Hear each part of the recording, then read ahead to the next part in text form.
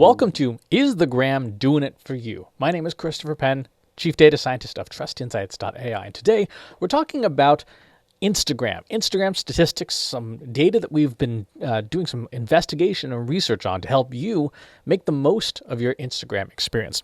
So let's get started. Some quick terminology. We're going to be saying some things in this talk that we want to define specifically. What is a brand? In Instagram terms, a brand is an Instagram account for a non-person, an organization, an entity of some kind. For a person or an influencer, this is an Instagram account for a human individual person. And in this particular study, we're looking at brands and influencers with over 1,000 followers. That's sort of the minimum cutoff, 1,000 followers or more. We'll talk a lot about deciles. You'll hear that word a lot. A decile is 10% of a data set. So imagine you take this huge pile of data and organize it and sort it, and then you split it up into 10% partitions. Every 10% you make a new partition, kind of like a 10-layer cake, right? A decile is one layer of that cake, and we'll spend a lot of time comparing and contrasting one layer, like the top layer, versus all of the other ones. When we say sponsored in the context of this research, it is a post, an Instagram post that uses one or more of the following hashtags: sponsored, ad, partner, paid, sponsorship, sponsor, spawn, I guess for people who don't like long hashtags, advertisement, and gifted. Now, some things that are not included in here. Instagram does not make available any data about Reels and stories. So those two formats are not included in this talk, and I doubt they ever will be available through any legitimate data source. The data source for this presentation comes from Facebook, from their CrowdTangle data analytics service.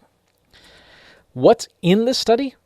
Those four major formats: video, photo, album or carousel, and IGTV are the four major types of content. And there's about 1.2 million that's a typo. I got to change that. 1.2 million posts from 4,008 unique handles on the brand side. And then for influencers, 1.282 million posts from 9,735 individual influencers. So that's the pool of brands and influencers we studied for this. So who are these people? Let's dig into the data just about the audiences to begin with. When we look at brands, for all brands on the left, and then the top 10% by engagement, what we see is that the largest audiences have a median of about 10 million followers, right? Those are the big brand accounts: NFL, ABC, Disney.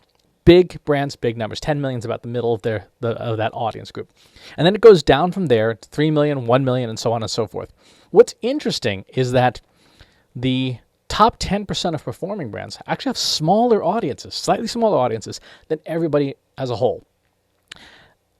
This makes a lot of sense, though, because when you think about it, engagement is a function, especially as we define it here, of the action somebody takes divided by the total number of followers that they have, right? You, of course, can engage with a post if you don't follow it, but the majority of stuff that we all interact with on Instagram is things we follow. And so those brands that get better engagement naturally would have slightly smaller audiences. So 10 million at the top end, and about 14,000 of the top performers, and 19,000 of everyone on the bottom end, so smaller accounts. On the influencer side, 14 million at the top for everyone, 10 million for the top performers, and then all the way down, 7,900 for the bottom tier, and 6,800 for the bottom tier top performers.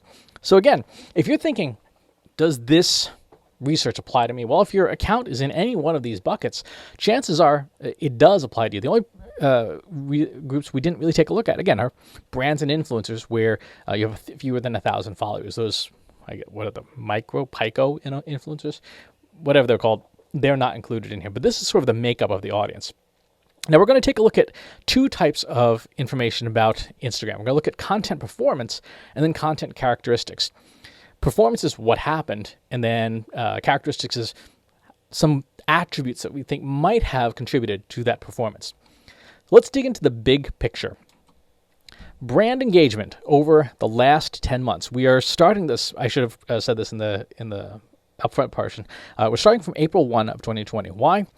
The world prior to then was very different. People were sharing travel photos and places they've been eating out and stuff. And after April 1, a lot of that changed. So our data set begins on April 1 as a way of reflecting the current reality. And what we see since April 1 for brands, brand engagement as a whole sort of gently slid downwards. And this is not just the pandemic.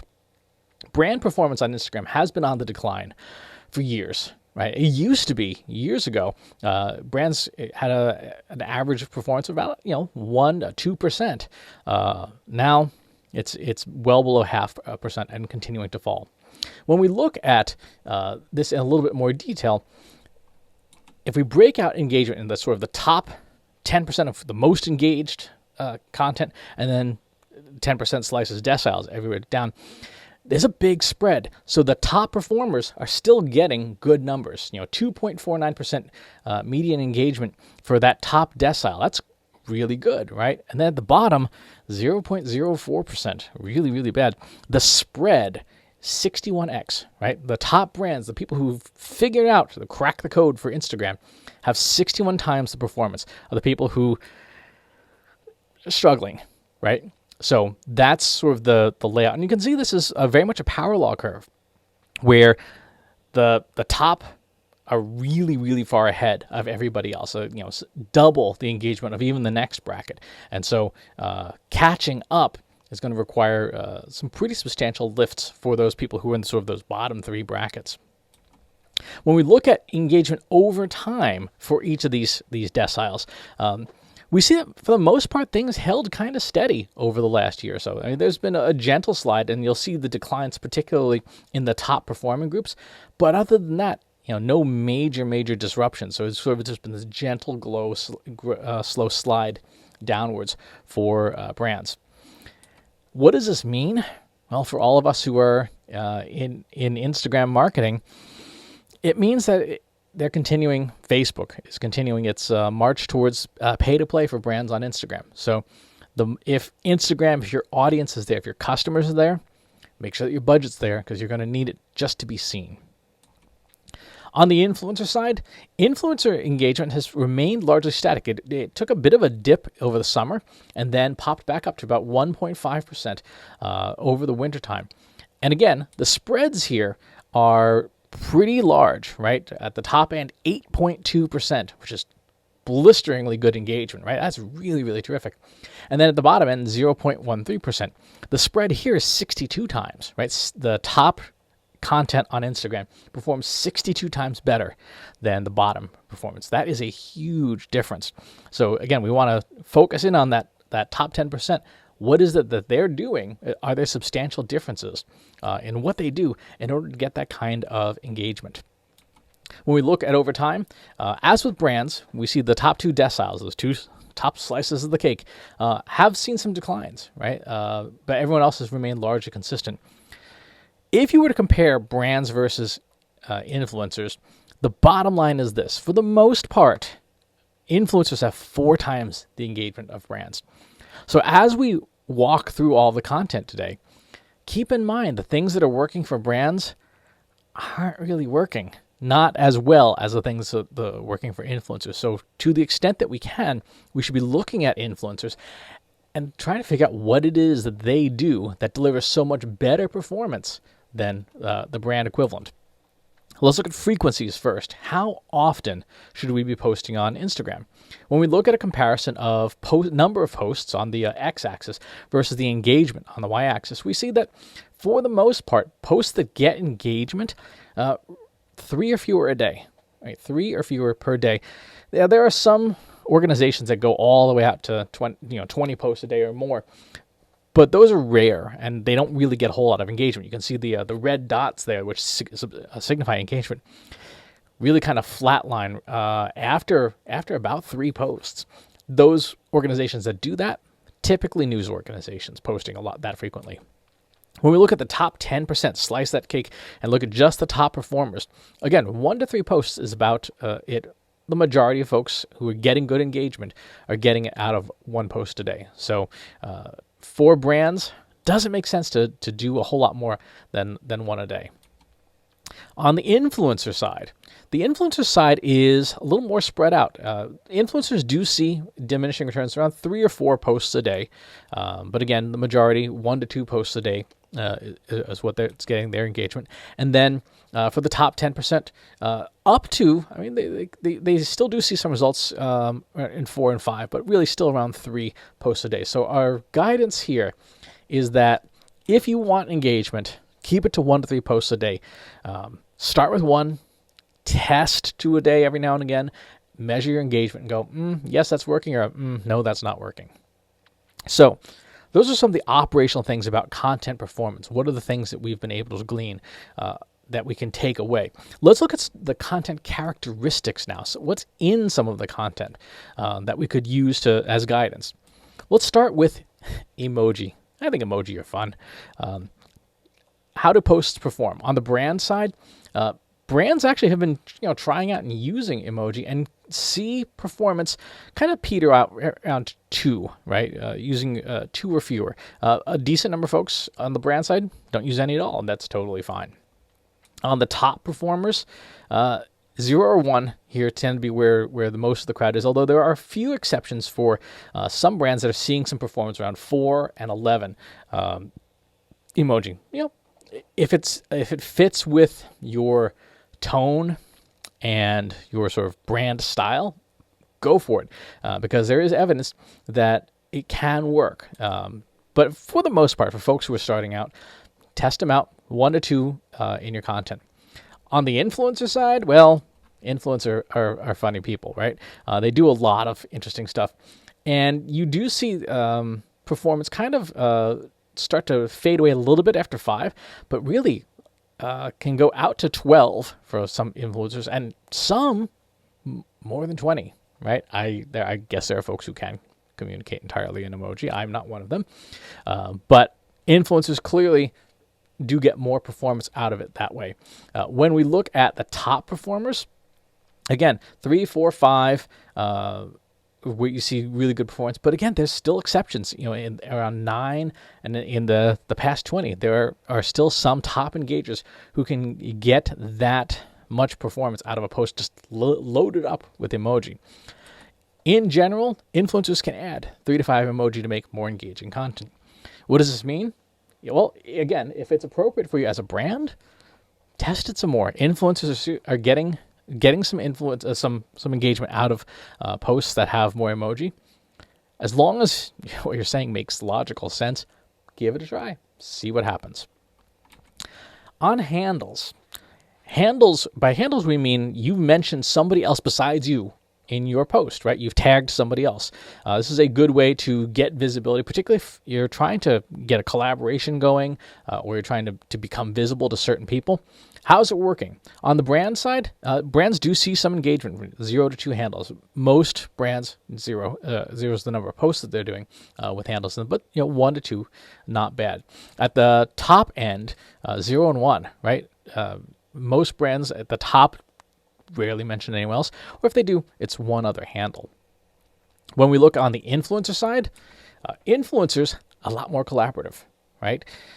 0, 1, 2, 3 is where you really see a lot of action for performance and influencers using handles, but it goes all the way out to 10, right? Loading it up and still seeing performance. Yeah, there are a few examples in this where it's 17, 19, 20 handles in a post. So you can go and tag people and clearly get some level of engagement out of it. On the influencer side, how many handles per post for the top 10%? Again, we see a lot of variation. 0, 1, 2, 3, 4, still getting good performance. 6, 8, and a few stragglers out at the 18 and 19 level. So influencers clearly have figured out the collaboration thing, whereas a lot of brands have not. And the important lesson here, I think, for everyone is that brands need to take a lesson from influencers. Work together, collaborate, be working to mention others that are relevant. Put that precaution out there. Make sure it's relevant. But be more integrated into the network. A lot of brands tend to treat social media as a publishing platform, just push stuff out there, and not as the social network, networking with other people. So we want to keep that in mind. What about hashtags? Everybody loves to talk about hashtags. How many hashtags should we be using? Well, for all brands, performance fades out around 3, right? There's still a little bit more around in 4 here and there, but for the most part, you see that kind of diminish around 3 hashtags in a post. For the top performers, there are some oddities, some anomalies. 0 to 3 in general, but there are some brands that can load up a post with 10 or 15 hashtags and see performance out of it, get some engagement out of it. And so, something to keep in mind. Now, when we're talking about trying to understand this, what are some of the things that we could dig into? Let's look at some of those hashtags. When we look at the posts, the hashtags that are unique to the top percent of top 10%, that top decile, and don't occur in posts below that, we see a lot of very niche hashtags. These are not huge numbers, 200 posts that have the Me and Honda thing, which I'm pretty sure is a campaign of some kind, some other travel things. And these are indicative of niches that someone has figured out, hey, this will resonate with my audience. And so for all of us who are working in the space, we need to figure out, are there particular hashtags that do perform well, that would be unique to high-performing posts that we might also want to use? At the bottom end, there's a lot of stuff that are, tends to be a little bit more generic and again, niche. There's some things that are of interest only to a very small audience. So we want to be careful with those. When we look at the hashtags that are common to all Instagram brand posts, a lot of brands are going very generic. Fashion, cars of Instagram, particular brand names and things. These are okay. And certainly if they are things that you want to be found for, because the primary function of a hashtag is to be found for something, either by someone tapping on that hashtag and to learn more about it, or people actually following the hashtag. These are good ways to do that. We see here fashion is the most prominent hashtag. How much should you be doing? Brands starting out, 1 to 3 popular hashtags. Try to be found for things that are relevant to you. For brands that are stronger, that have had an established presence, use more hashtags and think about carving out that niche. There are those posts that certain brands have figured out unique hashtags that really identify and provide some solidarity in their communities. Try using those particular hashtags and building your own for carving out your niche and giving your audience something that is uniquely theirs. On the influencer side, influencers love hashtags. Love them. And they perform. Uniformly across the board, hashtags perform substantially better for influencers than they do for brands, right? And there are some influencers, more than 20 hashtags actually performs well, which is pretty astonishing just to see that much action. And then we take that top slice. Top performers for hashtags, there's a lot of folks on the 0 to 2 range, but across the board, there's still some pretty impressive performance, including at 15 and 20. That people on the influencer side do get mileage out of that. Now, that may be coincidental because their audience already knows and loves these terms, but the fact that the influencers are using them and putting them in their posts clearly does seem to indicate that they've got something worth testing. Unique terms, again, niches. The old expression, in niches you find riches, is the truth. There's a lot of unique stuff, craft things, little stuff, Winestagram. Not huge numbers, but clearly things that are important to an influencer's tribes, right? These are unique terms and hobbies. When we look at the bottom stuff, is a lot more corporate stuff, right? People who are promoting specific brands. Those hashtags don't perform well because it's not what the community is looking for. And then on the tags that are common to all Instagram posts, love by far. There are some political ones in here and some social good movements in here. A lot of current events thing reflected in here. Again, your hashtag strategy should reflect what your audience is interested in. One of the key things to keep in mind as you're building out your social program is how can you set up a monitoring system to monitor the hashtags of the people that are your audience. What are they talking about? Who are the influencers in their audience? And once you figure that out, then you should be using those as well as on the brand side. Influencers in general, tag it up, right? There's no harm in using up to 20 hashtags. And a power tip for brands, if you're going to work with an influencer, give them your SEO keyword list, right? Give them your top 10 keywords and say, hey, see if these are relevant hashtags. And if so, add these to the posts that, if you're working with an influencer, make sure it's in there, because if people are searching for those terms in regular search, they might also be interested in those terms on social networks. It's worth testing. Give it a try, see what happens, but give that as part of your strategy. Share that information with an influencer so that they can see, okay, these are the terms that you rank well for in search. Maybe your audience is interested in those things in social. Really important. Instagram has nothing to do with SEO. Nothing, zero zip.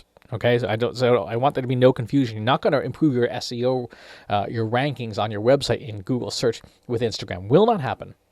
But what we're saying here is that there might be an overlap in audience interest between people who are searching for those terms that you're found for and people who are having conversations about them. It's worth testing, but we want to be super, super clear.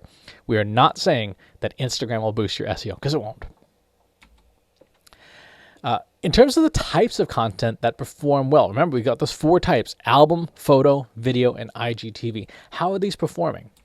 For brands, for the most part, this is where you can see that gentle decline. Albums and photos, for most brands, seem to do well in general. About 1%, start out the year about 1% engagement and dropped to about 70 to 80%, 0.7 to 0.8% engagement. Whereas videos on the decline faster, and IGTV never has done well for brands in the couple of years that we've been looking at it. Has never performed well for brands. It may do well in a particular niche, but for the most part, for most brands, not doing well. When we look at the top 10% of brand content that performs well, things change up a little bit here. The individual photos do well and videos do well. Albums come in the third, and then Instagram TV is still in the basement. But these numbers for engagement, when you look at video maxing out there in the middle of the chart, about 7.5% during October, this is fantastic performance on a content basis. So if you are already a top performing brand, make sure you're experimenting with these types of content. For most brands, focus on those albums and photos to start. Right? They work. Albums, in particular, are really good because they require the user to stop scrolling vertically. They have to swipe horizontally, so it slows them down a little bit. It's a good thing. What they call it, thumb stoppers. But you want to make sure that if you're starting out, albums and photos are where you want to start. Don't worry about producing, tons of video yet. Top brands, photos and video. Be cranking out the video, trying to make stuff that is visually compelling that people want to watch. But don't make it too long. IGTV, still not doing the thing. And again, that requires some extra engagement, right? When you're in Instagram and you're scrolling through and you see the IGTV preview and you watch the first 30 seconds of the video, you then have to tap on it, and then it flips around and starts showing you the rest of the video. That takes people out of the experience, and we know people don't like inconvenience. So IGTV not working for brands. On the influencer side, what can we learn from our friends, the influencers? All influencers, again, albums, photos at the top of the heap here, 3.5% engagement sort of at the top, followed by videos, and then IGTV at the bottom. Where things get tighter is on the top 10%. The top 10% of influencer content is like 11% performance, is in the stratosphere. I would love to get 11% performance on any content. These top influencers have really figured out the code of what content they make for their audiences, and the content types are so tightly grouped, except for IGTV, that it tells me that for top influencers, it matters less the format of the content and more just the fact that they're creating stuff that their audiences want, right? There's really no major differences in here that say like one format is better than the other. For the top performers, it is more just make sure you're creating stuff that your audience loves. In general, influencers getting started out, albums and photos, and top influencers, everything but IGTV is working. Again, don't spend the time there. For sponsorships, when we look at posts that are using those sponsored hashtags, on the brand side, about 1.2% of the posts that we looked at were tagged that way. And on the influencer side, we saw about 2.3%, so about double.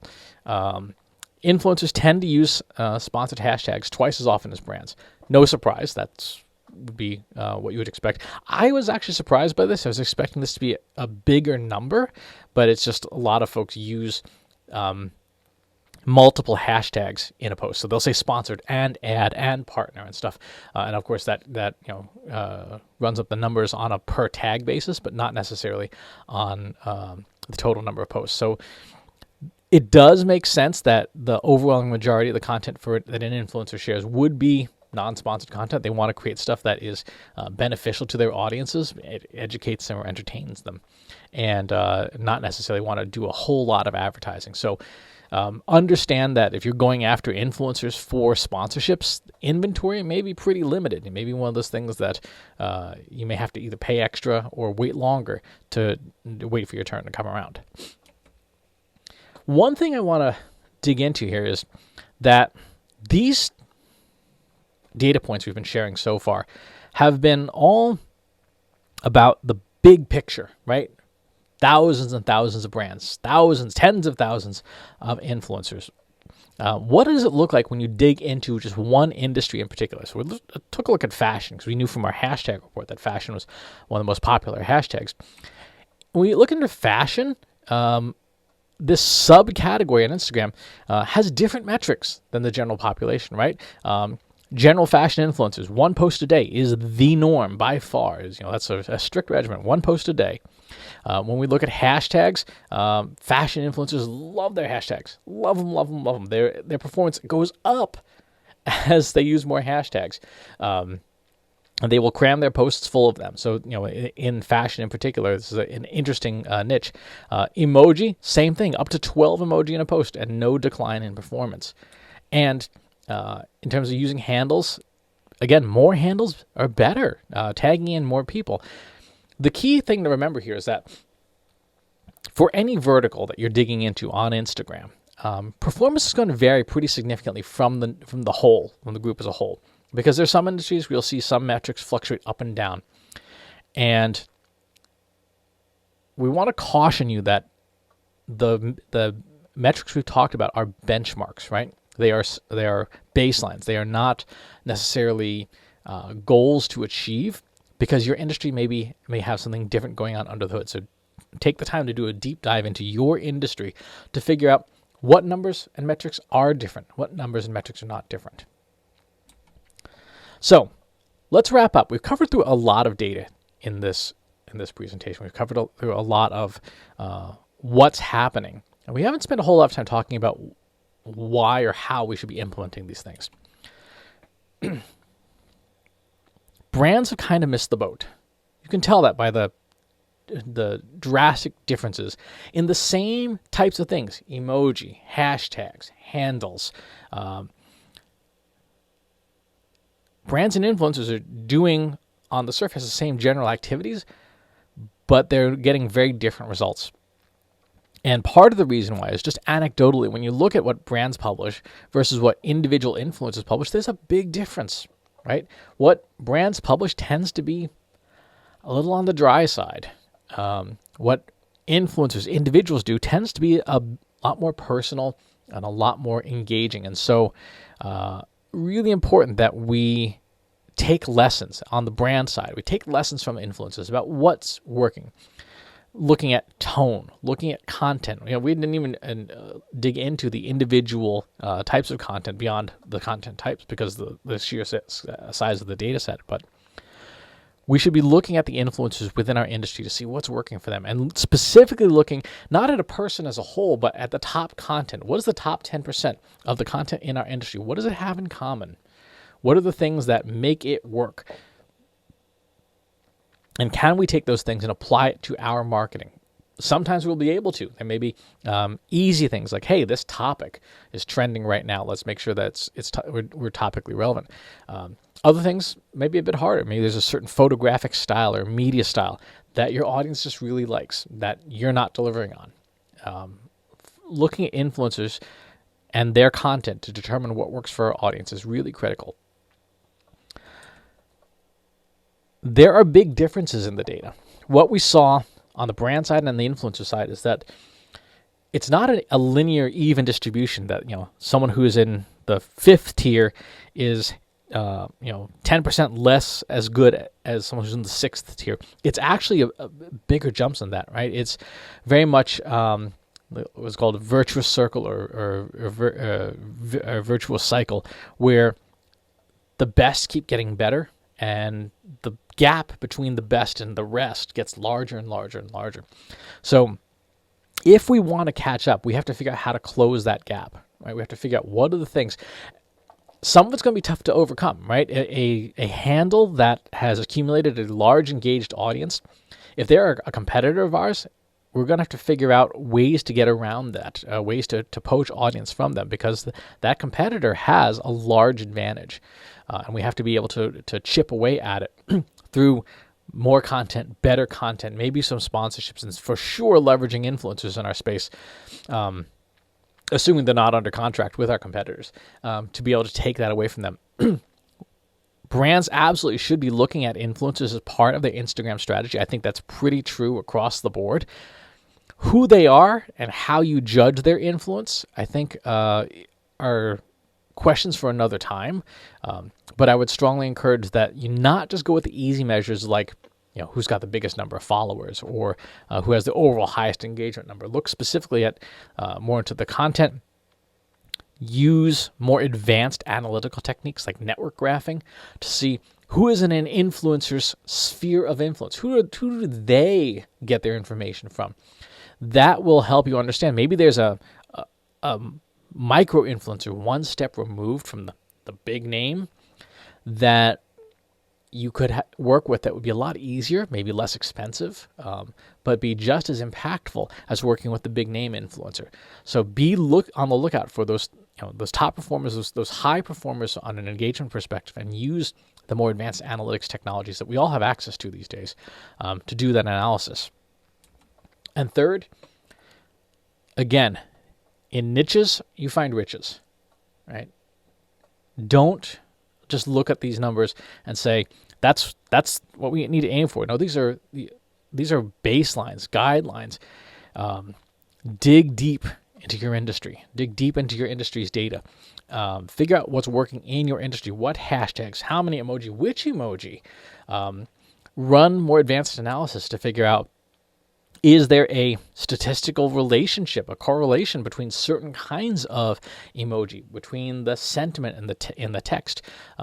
Maybe even crazy things like the colors used in images. Is there a certain color palette that resonates with your audience better? Certainly for very visual brands, that is absolutely true. You look Agorapulse, right? That bright orange is a noted color. Does it work? Does it resonate with people? You've got all the data. It's a question of unlocking the value of that data through more aggressive analysis. But please take under consideration, in niches you find riches. Figure out what's going on in your vertical, your industry, your peer competitive set, and maybe other companies that are not necessarily direct competitors but are competing for share of mind and share of time. What are they doing to earn the audience's attention in ways that you aren't necessarily? So we hope that you've enjoyed this walkthrough of Instagram data. Sort of is the gram doing it for you? We're all doing it for the gram. Is the gram doing it for you? How does what you've seen today compare to your own numbers? Right? How does it has it given you some ideas about things to test? I hope so. From handles to hashtags to emoji, to try and experiment with and measure the impact on it.